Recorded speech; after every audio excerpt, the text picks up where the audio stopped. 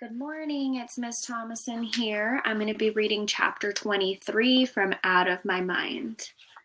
The day of the actual competition dawns bright and chilly. I shiver in the early March air as Mrs. V and I wait for the school bus. My jacket feels good. I use the manual chair today since the electric one, even with the car ramps, is a little too heavy for Mom to handle on her own. You ready, Mellow Yellow? Mrs. V asked me. Oh, yeah. Your head feels like it's going to pop with all those facts stuck inside, she teases. Oh, yeah, I grin at her. You'll do fine. Better than fine. Dynamite. Possibly awesome, Mrs. V says. Oh, yeah, I push again. We'll all be downtown in the audience cheering you on. And the team? There are others on the team, she asks, smacking herself on the forehead. I thought you were a solo act. And teams from other schools? Don't worry, you're smarter than all of them put together. So we'll be cheering the loudest. Your mom, dad, and me, and Penny. Do I look okay? Mrs. V looks me up and down. Like a television star, she replies. Your mom tucked an extra blouse in your bag just in case. Catherine knows what to do. I'm glad Catherine will be going with us, and I think Mr. Deming is glad as well. Tell me the plan again.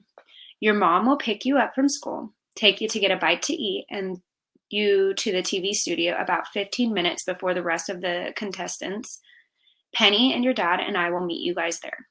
TV folks won't be freaked out when I show up. They all are well prepared for you. Actually, it's possible a few reporters might be there and want to talk to you. Me? Why? I can't imagine why any news person would want to talk to somebody who can talk through a machine. How boring. You're a wonderful human interest story. Other people might be interested in knowing more about you. They won't make fun of me. Just the thought of it makes my palms sweaty. Mr. V takes my hands. Mrs. V takes my hand in hers. Not at all. They'll admire you, I'm sure. You are Spalding Street Elementary School's own personal Stephen Hawking. They're lucky. Hope so. Here's your bus. Have a great day, Melody. I'll see you tonight. I managed to get through the day without spilling anything on my clothes, and I'm relieved to see Mom when the last bell rings at school. After a quick meal of macaroni and applesauce in the car, smart Mom nothing red, we head downtown. We find a handicapped parking spot right in front of the studio, and after the usual unloading the chair down the car ramps, seating me and strapping me in, then attaching a viro, we roll inside. The receptionist, a chunky, pleasant woman with lots of makeup and frizzy hair, directs me to the staging area.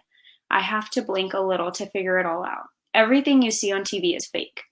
I see the place where they film the news. When I watch it on the television at home, it looks like the reporters are sitting in front of a huge window that shows all of downtown. But it's just a painting, and it's pretty small. So is the desk where the reporters sit. It seems so much bigger from home. I recognize a few of the reporters who I watch every day. I can't believe how skinny the morning lady is. On TV, she looks like normal size. I'm going to look like a huge balloon when the cameras show me. Speaking of cameras, they are huge, like giant black mechanical space beings on wheels. Guys with headphones and women with clipboards run around checking stuff. The back part of the studio is dark, but the place where the contest will take place is light and brightly.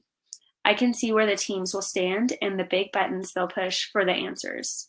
In another room, behind all the cameras and the action, are the benches where the audience sits. Some people have already started to file in. I can see them through a large glass window. I jump when Catherine taps me on the shoulder. Fascinating, huh? For real, I type. She and Mom chat a bit before a man wearing jeans and a Cincinnati Bengals sweatshirt approaches us. Excuse me, he says to me. But are you Melody Brooks? Surprise, I quickly hit yes. My name is Paul, and I'm the stage manager. His huge hands swallow mine as he shakes it. I'm glad you're here early.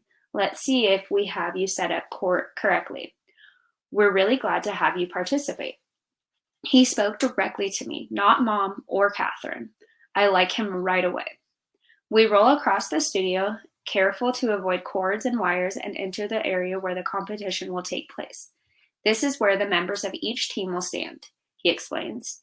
They each have 4 large buttons to push. Red is for the letter A, blue is for the letter B, Yellow is for the letter C, and D, of course, is for green. I nod.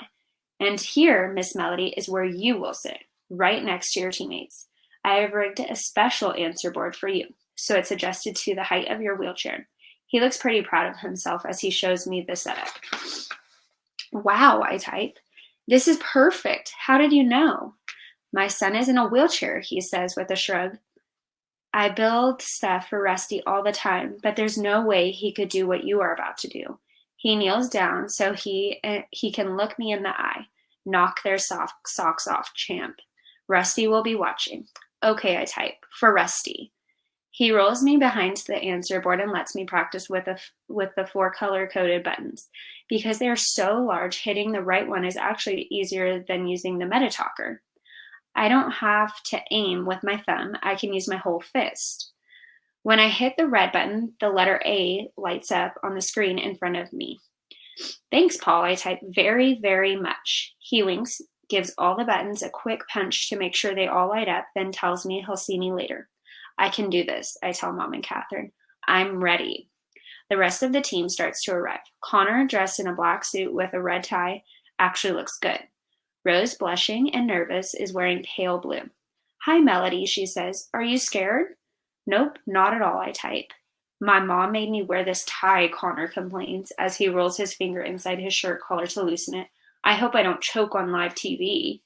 If he does, at least the attention will be on him instead of me. What if I do something stupid, or I start to drool and the camera does a close-up?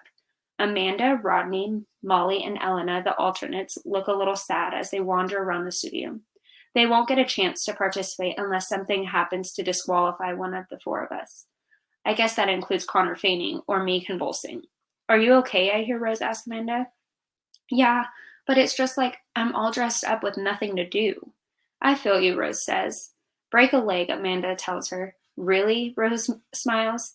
That's what you're supposed to say for good luck, Amanda explains. I know, but look at it this way. At the finals in Washington, there are 6 people on the team, so that opens things up a little bit. So go out there and win. Will do. Claire and Molly make funny faces in front of the cameras, pretending they are on the air. Neither speaks to me. Look, Claire, Molly says, her voice for once in awe at something. You can see your reflection in cameras over there. Do I look okay? Claire asks, smoothing her dress. You look great, Molly assures her. You know, it's really ought to be you up there instead of Melody, Claire says loud enough for me to hear. Well, I'm ready if she messes up, Molly whispers back. I just shake my head and think, delete, delete, delete. No way am I letting their negativity mess me up. I have enough to worry about. Mr. Deming hurries in, wearing a brand new navy blue suit, a fresh white shirt, and a red vest and tie. The whole team cheers, and Connor gives him a high five. He buzzes around for a bit like a nervous bumblebee. He checks on details, wishes all of us luck, then goes to sit in the observation area. No teachers are allowed near the students during the competition.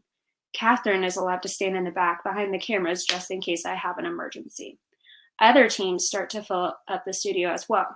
One team from Green Hills Academy is dressed in all Kelly green sweaters. Not a bad idea, but the sweaters are ugly.